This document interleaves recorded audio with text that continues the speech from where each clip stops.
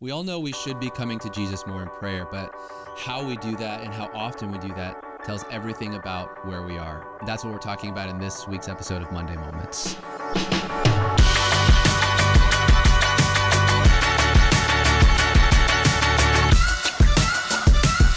Hey there, welcome to another episode of Monday Moments, the show in which we take a deeper dive into Sunday's sermon and into God's Word. My name is Travis, your host. With me today is Pastor James, back in the saddle after Palm Sunday and Easter and Holy Week. And it's always a full week. Always a full It's really a full several weeks if we're, from a staff perspective. So, but good to be back here having conversations. We're diving back into Everyday Disciple. Part 13 somewhere, something like that. We've had a couple of holidays since then. So, but it's good to dive back into some of these truths. I never want to call them ideas because they're more than ideas. These realities about what does it look like when we say disciple, and when we say that we are a disciple, we are followers of Christ. What does that actually mean? What does that actually look like? And let's break it down into a practical level that we can all strive towards, attain to, as just everyday normal people. And so in this past message, you really honed in on coming to Jesus. Teaching from the wedding at Cana, where Jesus turns water into wine, and Mary's request of Jesus. So that's kind of the setup. But what was on your heart as you were preparing and praying about this message, about this Sunday? What was the Lord speaking to you? Yeah, I think part of it is just the expectation that we have in coming to Jesus. Like Mary, she didn't so much concern herself with, whether this was a life and death issue, whether it was a big issue, small issue. We can make arguments for pretty much both sides of that. But the fact of the matter is that she came to Jesus knowing that Jesus could do something about this, and there was an expectation. And I think that here's what's significant. It doesn't say what her expectation was. It just says that she came to Jesus. She's like, Jesus, there's a problem. And I think my heart would be that we would have the same kind of attitude within us. That's like, hey, when we encounter something, like our first response is like, hey, I'm just going to take these things to Jesus. And trust Him with it. What do you feel like it says about? What do you think it says about us on the inside? What's going on in our hearts? Maybe how we approach Jesus. How does that reveal how we view Jesus?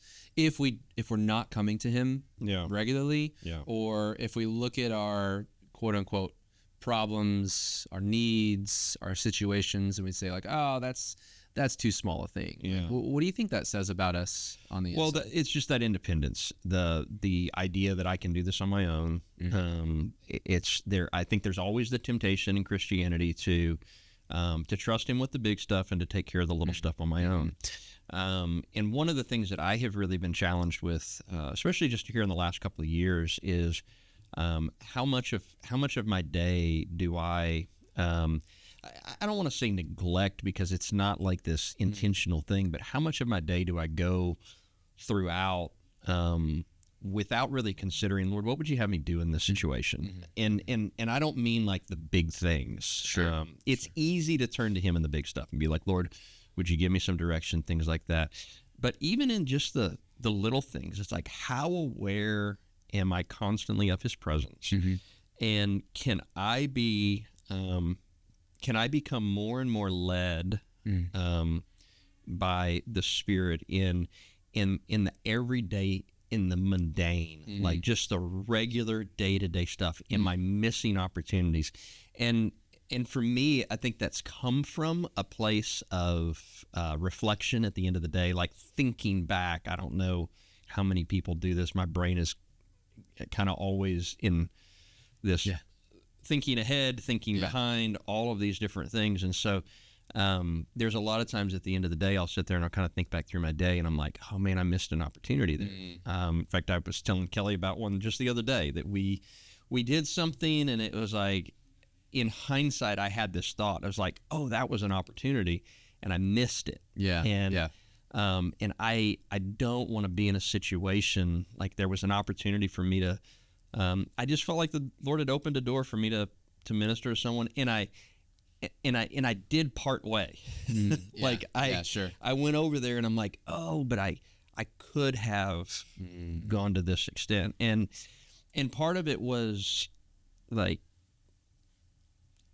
I think I just missed the opportunity. Yeah. And if I had been in that moment more of like, hey, Lord, I'm bringing this to you. What would you have me do? Like, what do you want to do in this situation? And so I think that part of that is just out of that reflection of my own. Sure. Say, am I bringing everything to the Lord? Yeah. It reminds me of when Moses is leading the Israelites through the wilderness. And for a long time, he was like their only judge, like people would bring their issues and disagreements or whatever it might be. And I remember looking at that story and thinking, with all of Moses' experience, he probably had a decent amount of wisdom. Yeah. And he could have easily just made a judgment call right then and there. And maybe he would have been right. The Bible doesn't say, because what's really cool is that the Bible records it as Moses would always bring those before the Lord.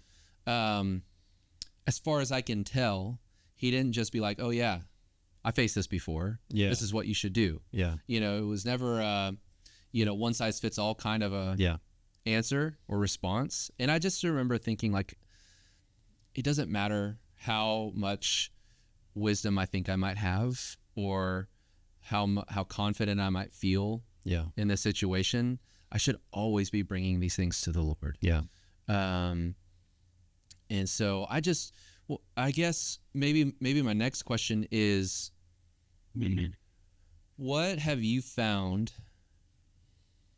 the result to be when somebody regularly brings big things, small things, everything in between to the Lord on a regular basis? What does someone's life look like? Peace. Okay. Yeah. Yeah. I would say that's the biggest sign that I would say. The ability to face things without just living in the state of constantly being overwhelmed. Because there's a trust, and I think that's what's beautiful about the way that Mary approaches this, is that she just comes and she doesn't even ask for a specific outcome. She just tells the servants that are there, do whatever he says. Sure. Which means this: she is more confident in his outcomes than her own. It's good. And so she just comes and she says, hey, look, just whatever he says, do it. Yeah.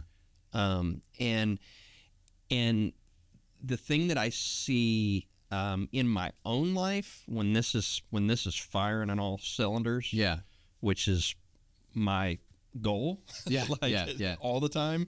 I can't say that it is all the time, but when it's firing on all cylinders, like, there's just such a confidence. I'm like, Lord, I don't really know what's going on in this situation, but I'm bringing it to you, and I'm asking that you would lead me through this. Yeah, yeah. So I'm not even completely hung up on how you bring about resolution to this. I trust your ways. I trust your outcomes, and so I'm just going to give this to you, and that's what I love. Philippians 4:6. Yeah. Be anxious for nothing, but in everything with prayer and with through prayer and supplication with thanksgiving, let your requests be made known to God. Yeah. It goes on, and it says, and the peace of God will guard your heart and your mind. Yeah. And so there's something about, okay, we have this anxiety, we have this bringing, but in everything, I think that's important, in everything, let your requests be made known to God. Through prayer, through supplication, with thanksgiving. Yeah. Bring these things before the Lord in everything, and the promise now, the peace of God will guard your heart and your mind. And so there's this beautiful exchange. I'm going to come give you the things that I'm anxious about. I'm going to come give you all of the concerns that are in my world, and you are going to take those and you are going to exchange it for peace. It's good. And I love what he says, in your heart and in your mind. If I think about where anxiety emanates from in my life, it's in the issues of the heart and it's in the issues of the mind, the things that I do not understand. And so when I see someone, when I am walking in this, the number one thing that becomes evident, their life is just at peace. Yeah. Yeah. There's something that, sorry, I've got a couple of thoughts. Let me start with this one. Number one, I love what you just said. The point that you made about this story is that Mary didn't come to Jesus asking for a specific outcome. And I wonder how many times we do that when we do come to Jesus, is we have a specific outcome that we want that may or may not line up with the Father's will. Yeah. And I'm reminded of that verse in Jeremiah that says, when you seek me, you will find me, when you seek me with all your heart. Yeah. Doesn't promise necessarily what you're going to find or what you're going to get out of that situation, other than you're going to find him. Yeah. And I just can't help but think, what would change within us? Again, as what Philippians says, in everything, I don't think it's wrong to bring our requests, our desires, even a desired outcome. I don't think that's wrong to bring to Jesus. But at the end of the day, how might it change our hearts when we come to just seek him? Yeah. And say, Jesus, I just want to seek you. Yeah.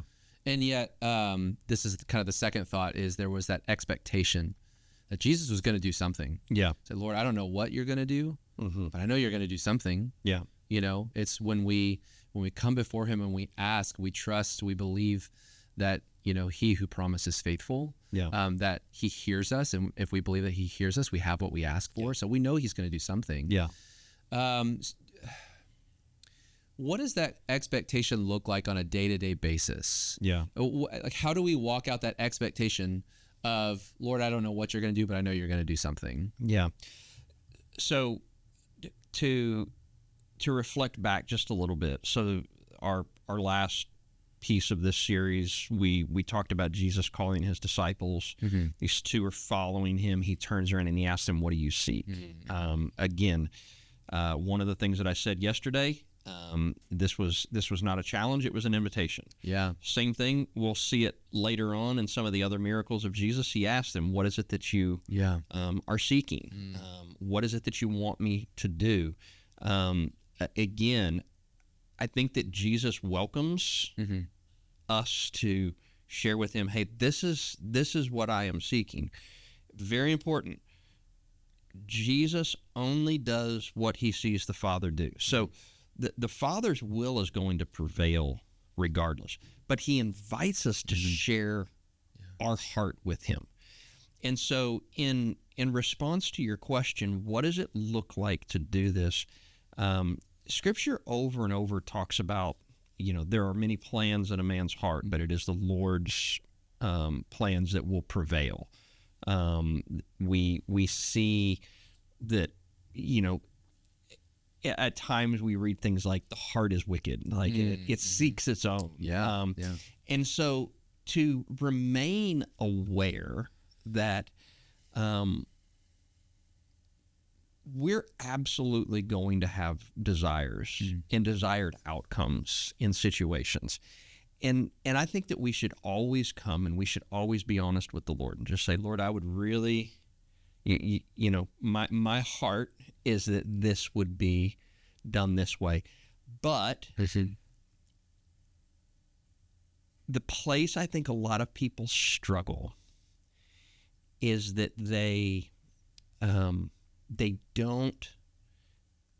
don't always trust fully the Father's plan for their life. Yeah. And so they can't imagine God doing anything outside of their will. And so when God doesn't show up in the way that they think he should, it damages they're like, well, see, God doesn't care. Yeah. God actually cares about this more than you do. So much so that he has a plan.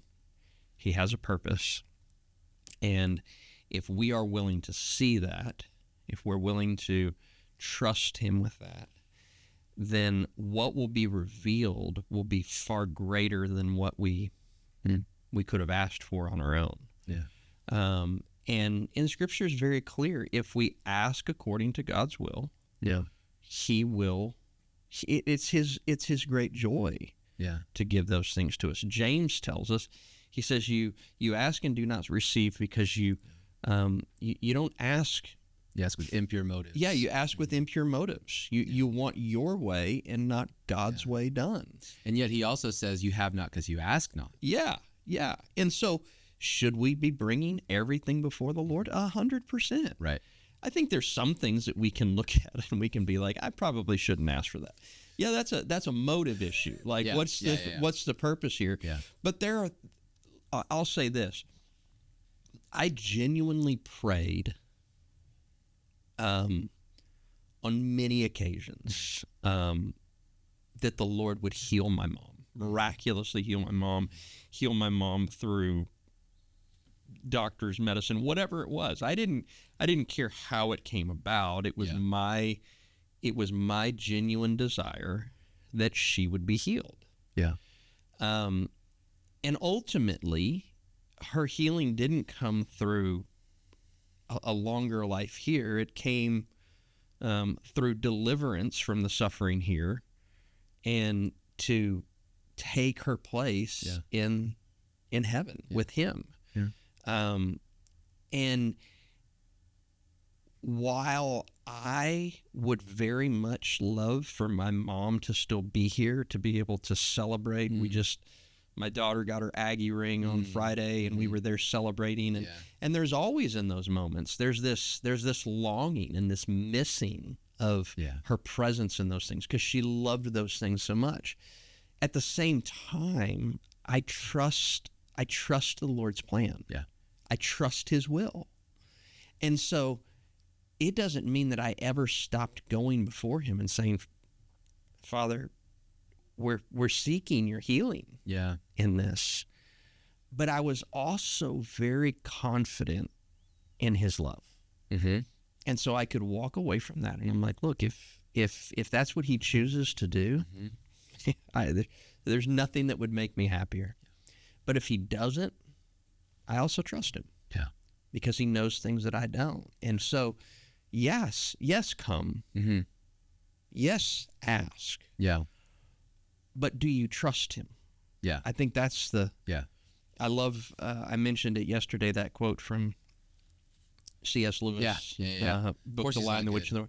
Yeah, of course he's not safe. Oh, I'm sorry. Yes. I'm sorry. Yeah. Redacted. Yeah. Of course he's not safe. Of course he's not safe. But yes, he's good. But he is good. Well, what I meant to say. Yeah. And sometimes the response from the Lord doesn't always match up with what our desires are. Mm-hmm. Sometimes the response from the Lord puts us in a very precarious place. Yeah. It's like, Lord, this is terrifying to me. Yeah. Well, he didn't promise that you wouldn't be that it wouldn't require faith. Yeah. But he did promise that he would bring about his good. Yeah. And the question for a lot of people really comes down to, do I believe that he is good? That's right. home. That's right. I think there's no better example in all of Scripture of what we're talking about than Jesus in the Garden of Gethsemane, Yeah. the night before he was crucified. Yeah. You know, Yeah. the one who was without sin prayed, Father, if there be any way, let this cup pass from me. Yet not my will, but your will be done. Yeah. And it's in such, I think, contrast to some of the other prayers that people brought to Jesus. Some of the other requests, I should say. Yeah. You know, the father whose child had a demon. If you can. Yeah. You know, and then I think there was a leper. Yeah. I think in Mark comes to Jesus, says, if you are willing. Yeah. And both times Jesus says, what do you mean if I'm willing? I'm paraphrasing. Yeah. What do you mean if I'm willing? What do you mean if I can? Yeah. You know, all things are possible, right? And so here was Jesus saying he knew the Father could do all these things. Yes. And yet he ultimately entrusted himself to his plan, his ways. Yeah, and that was, you know, what one of the things I was saying regarding Jesus's response to the Father is that Jesus always had the power, but the Father was the one who had the authority. That's right. And so Jesus was in direct response to that. And and the question is our heart as aligned with the Father's will? Yeah. Look, there's not anything that I could ask of God that he is incapable of. Yeah. Nothing. Yeah. Every request that I could ever bring to him, he is capable of. That's right. The question is it his will? That's right. And do I trust his will more than I trust my desires? Yeah. And finding peace is coming to a place where it says, not my will, but yours be done. Father, I trust you in these things, which means that I was having this conversation with one of my kids last night, which means that regardless of the outcome, I am content that it's his best. That's right. So I don't have to get worked up over like, oh my gosh, what are we going to do? Yeah. Well, I know what I'm going to do. I'm going to take it to the Lord. Yeah. And be like, hey, Father, I'm a little anxious about this. I'm bringing it to you. And he goes, would you like some peace? Oh yeah, I would love some peace. Yeah. And so I come and I lay it down. That's right. I give it to him. He, in exchange, gives me his peace. And sometimes that has to be done. I don't want to make it seem like, oh, it's just like this, hey, I just go in and I set it down and I walk out and I'm suddenly at all of this peace. Now, sometimes I get to the door and I have to turn around and walk back in. I'm like, Lord, I am still, I need to lay some more of this down. And obviously, the bigger the situation, the more often I'm before him. But that's where he talks about supplication in Philippians 4:6, prayer and supplication. That's right. This continual coming back. That's right. I think it's a little bit like forgiveness when they were asking Jesus, how many times should I forgive? And he says, not 7 times, but 70 times 7 for the same offense on the same day. Yeah. Sometimes that's what it feels like to find peace. It's like, Lord, I'm back again, and that's okay. Like he welcomes us to continue to come and bring those things to him. You know what? Again, another reference that this makes me think of, actually kind of in contrast to what we've been talking about, is the story of the rich young ruler. You know, here he was coming to Jesus, wanting to know what he must do to inherit eternal life. And Jesus lists the commands, right? And he says, all these things I've done since I was a child, since I was a child. So great, one thing you still lack, sell all you have and give it to the poor and come be my disciple. And he went away sad. Yeah. And I think it shows, number one, I don't know what response he was hoping Jesus would say, but he was hoping he probably had a response in his mind. Yeah. That he was hoping Jesus would say, or, but I think deeper still, it revealed what he loved. Yeah. It revealed what he loved, and what he loved was his wealth. Yeah. And what he trusted in. And I think that, like you're saying, if you want, ultimately, how we ask, what we ask, how we come to Jesus really does reveal some of those motives. Yeah. It really does reveal what we love within our hearts, and then what we are willing or unwilling to lay down. Yeah. In exchange for that peace. Yeah. In exchange for that joy. Yeah. That can be really telling. Yeah. Just like the story of this rich young ruler. One thing you mentioned reminded me of something that you said in your message. You talked about supplication a second ago, this coming back. Yeah. And I think about the point that you said in your message about these servants drawing water from a well, and that this was likely they had to make repeated trips. Yeah. And I don't know if there's a question in this. It's just something that reminds me of what you said. And in all of this, whether our prayer is answered right away or whether it's not answered for years. Yeah. Are we willing to come back to that well of living water over and over and over and over again? And I think that's really the heart of this is, as disciples, as followers of Jesus, if we think that for a second that we can do this in our own strength, in our own effort, in our own source of water, man, we are in for a really rough time sooner or later. Yeah, and what's maybe most interesting about it is that Jesus does engage their participation in all of this. Sure. And it wasn't immediate. It didn't happen, He wasn't like, hey, go get some water and put water in this. And the first pour in there, it's filled to the brim. Everybody's rejoicing. They know it's wine. They're so excited to rush it over to the head waiter. No, it's like there's this long drawn out process of all of these things.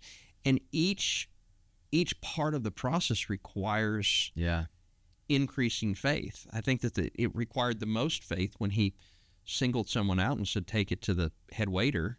And it's like, okay, I just put water in that vessel. Yeah.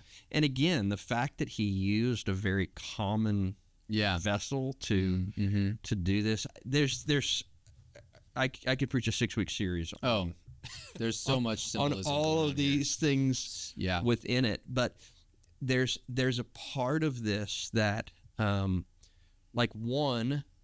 the Lord honored the faith of Mary for coming to Jesus and just believing. She's like, just do whatever he tells you to do. I don't know what he's going to say, but I know that whatever he says is good. Yeah. And the Lord honored Mary's faith. That's right. The Lord honored the faith of these servants who they could have rebelled and put that in. I think about the lepers that Jesus speaks to. Yeah. And he tells them, go show yourself to the priest. Yeah. And it says that as they went, they were healed. Yeah. Like when Jesus told them to go show themselves to the priest, they were still lepers. Yeah. Like they still had the mark. And here are these men that still have the mark, and Jesus is saying, go show yourself to the priest. And they had to take a step in faith. It's like, we're going to the priest. Yeah. We believe that he's going to do something. Yeah. And the Bible says that as they went, the man who was told to go wash in the pool of Siloam, wash 7 times in this place. Joshua in the Battle of Jericho, walk around for 7 days. I want you to walk around these walls. Yeah. And I want you to walk in silence. Just walk around it. Walk around it. On the last day, I want you to do this. Telling Gideon, hey, you've got 30,000 men. It's too many. I want you to wean this down. Tell everybody who's nervous, go home. Yeah. Take the rest of them down to the water. Only the ones who keep their heads up, ready for battle. Those are the ones. 300 men to take on an entire army. Yeah. There's an aspect of all of this that came about as a result of their faith. Tell the Israelites crossing into Israel as they have the ark step into the river. Yeah. As the ark enters the river, the Jordan River parts. Yeah. I mean, it's like all of these things. Could God just standing there, have said, hey, Yeah. all right, yeah, y'all go ahead and cross? Yeah. Could he have told Moses, hey, I'm just going to go ahead and I'm going to go ahead and you don't need to worry about all of these other signs that we're going to do.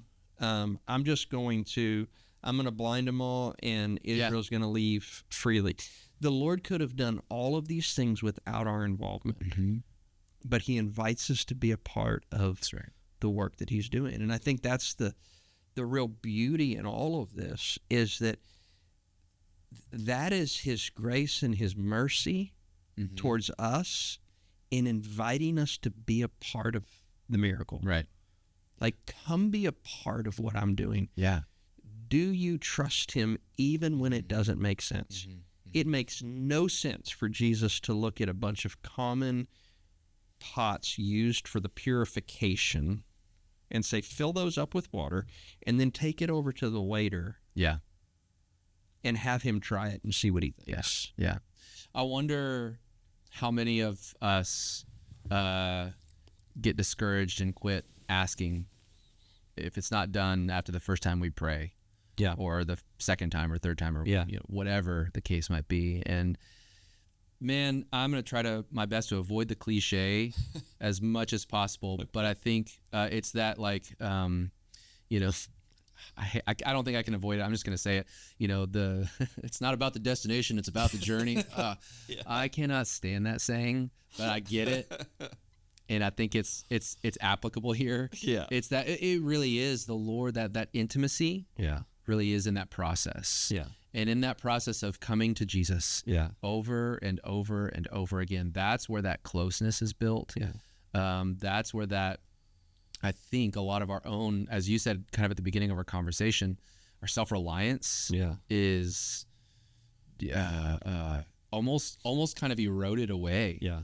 It's that water that just breaks up that hardness of rock, gets just washed away as we just come to Jesus over and over and over again. And I agree with you. I think this could be easily a 6-week series just in this story alone, because even just thinking about what Jesus said, come to me, anyone who's thirsty, and out of them will flow springs of living water. Yeah.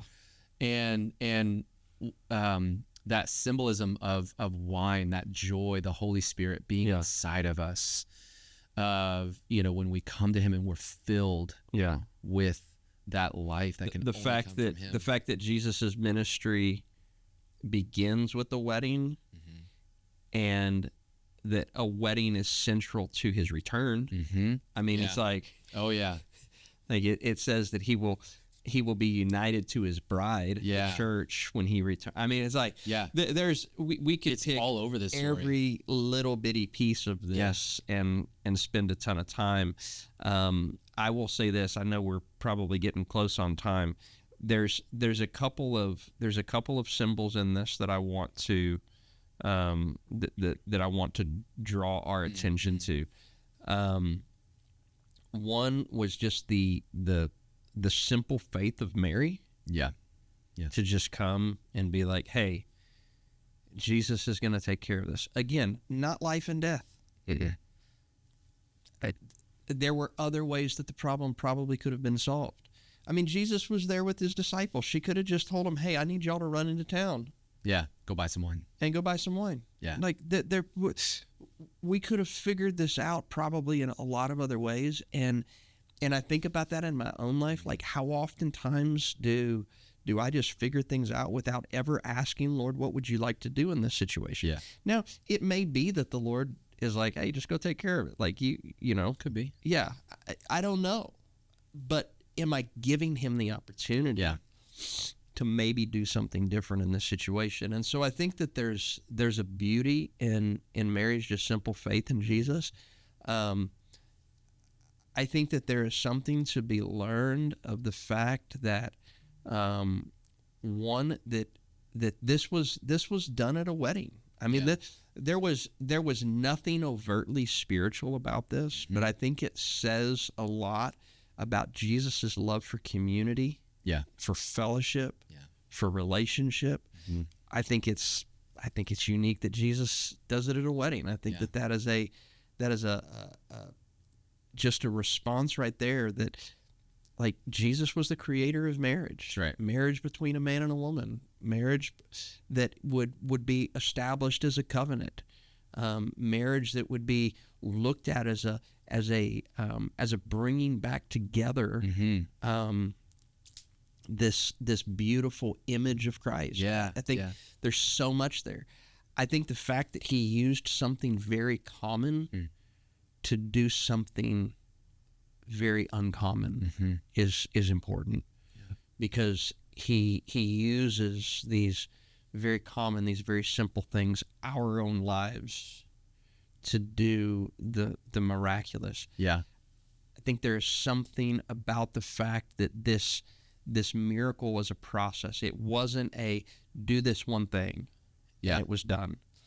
It was a, hey, I want you to fill these until they are full. That was a process. It took some time to fill up all 6 of these 20 to 30 gallon clay pots. Yeah. But then even at that point, Jesus says, okay, now that they're filled to the brim, I think there's something significant about that. Don't stop short. Fill till the capacity is full. And then the process of taking that over to the head waiter, and this had multiple steps along the way, and they were faithful in every one of them. Yeah. And it was only once that was done that they were able to see the actual miracle take place. I was wondering to myself, and you're right, I know when you need to land the plane, but on Sunday, I was thinking to myself, when Jesus heals the blind man, and, Jesus says, what do you see? And he says, well, I see people, but they're like trees walking around. What if he had stopped and said, you know what, Jesus, I can take it from here. I can find my way from here. Yeah, it's good enough. Yeah. And how often do we stop short? Like, what if the servants had said, oh, the jar's half full. That'll be enough. It's half full. I mean, right? Go back and read in the Old Testament when the prophet is, he's banging the arrows. Yeah. And because he stops short, that it's the enemy is not fully wiped out. Right. And he says, if you had beat them until they were gone, until they were broken, they would have, your enemies would have been wiped out. But it didn't make sense to him. Why am I beating these arrows on the ground? And so I do things half-heartedly, just in an effort to do enough. Like it's enough. Yeah. And to really remind ourselves, look, when the Lord asks us to do something, am I doing this to my full potential? Yeah. Or am I doing just enough? I think that's one of the problems that I see a lot in Christianity, is that like, what's enough? Yeah. And I'm just going to do the bare minimum when it comes to these things, rather than doing all things as unto the glory of God. Yeah, like the widow, pounding on the judge's door. Yeah. Saying, and she did not give him rest until she gave him justice. Yeah. Yeah. So, okay, I'm sorry. So much here. Earlier we talked about trust, and really I think getting down to the heart of it is, do we trust the Lord with our requests, with our desires, with our issues, with our situations, whatever the case might be? If somebody, was listening to your message on Sunday, or they're listening to this conversation, and they realize, I don't take things to the Lord, like I ought to, and I think it's because I don't always trust. Yeah, I trust myself. I'm trying to figure things out on my own. Yeah. How can someone begin to cultivate that kind of a trust in the Lord? Great question. I'm going to make this super simple. I would suggest that you get a journal, a notepad, something. Yeah. And at the end of the day, that you would just take a moment to reflect. And you would reflect on the things that you're anxious about. A meeting I've got tomorrow, a conversation that I had with someone, and that you would just kind of go through your day, and that you would just write down, these are the things that made me anxious today. And then, if you've got time, pray about those things right now. But what I would encourage you to do is, pray about them if you've got time right then, but that you would begin your day the next day with that list. Yeah. Pray about it. And you would just say, Lord, I'm bringing this to you. I don't know what the outcome is going to be, but I trust you with it. Would you guide me in this today? And that you would just go through that list and just take those things to the Lord. Exactly what Philippians 4:6 says. Yeah. That any of the things that are bringing anxiety to me, I think that sometimes we don't reflect enough on the areas of our life that we're struggling with trusting Him. Mm-hmm. And again, the more I trust Him, the more peace I see in my life. And so when I see someone who is just really, really suffering from a lack of peace, I can usually always point it back to there's a lack of trust that the Lord is going to care for these things, or there's a lack of trust that He's going to do it the way I want Him to do it. Yeah. And so my encouragement would be to start a journal. Yeah. And just to write these things down. And then I would take it a step further. When the Lord resolves it, take a moment to just write it down. Go back to that request and just write out next to it, this is what the Lord did. Yeah. And then as you begin to build on that, one of the things that my wife and I do is a lot of times after we have a hard doctor's appointment, has been kind of the biggest thing recently in our story, is that before we talk about what are we going to do and what are some of the implications of this, we will take 5 or 10 minutes and we will reflect on His goodness. We'll remember some of those other times that we were anxious, and we'll talk about what He did. Yeah.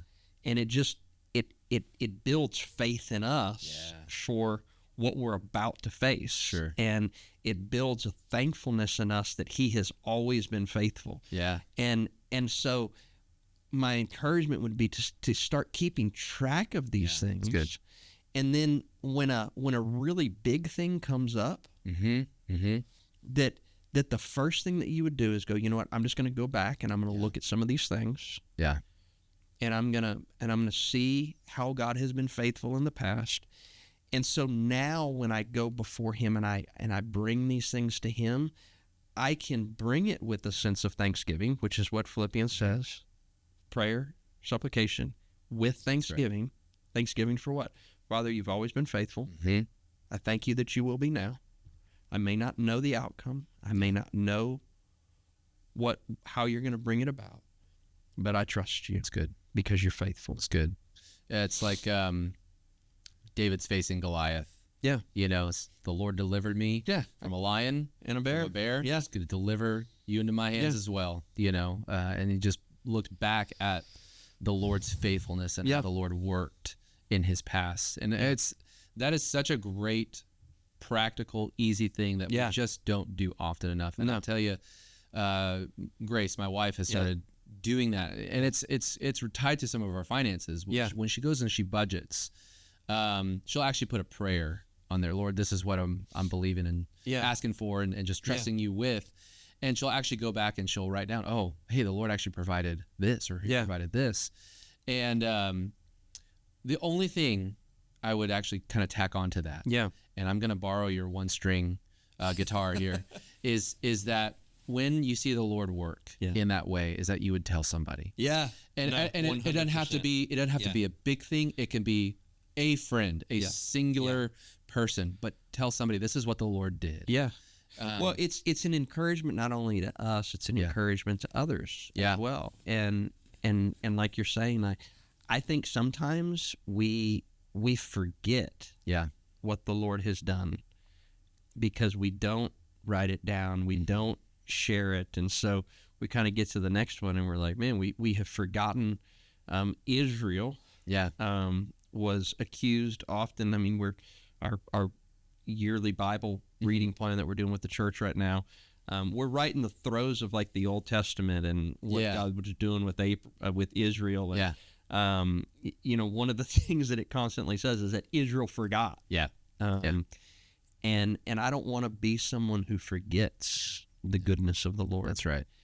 And the best way to remember it is to reflect on it often and to share it with those around me. That's good. Well, thank you for taking some time out of your day to really dig into this. It's not a core principle. That's what businesses hang on their walls. It's just core this value. This truth of just how God so often works in our lives and desires us to come to Him. And so thank you for diving into it. Thank you for joining us for another episode of Monday Moments.